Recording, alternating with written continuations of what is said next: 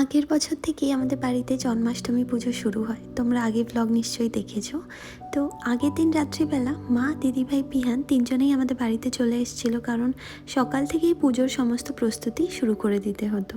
আর পিহানকে সাজিয়েছিল ছোট্ট গোপাল, আর দিদিভাই আমাকে সাজিয়ে দিয়েছিল।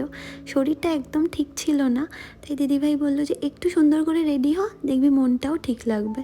তো বাড়িতে আমার সাধের জন্য কিছু সোনার গয়না ছিল, তো সেগুলোই আমাকে পরিয়ে দিয়েছিল। আর মা এখানে বানাচ্ছিল লুচি। সাজানোর দায়িত্ব ছিল দিদি ভাইয়ের, আর পিহান ছিল দিদি ভাইয়ের অ্যাসিস্ট্যান্ট।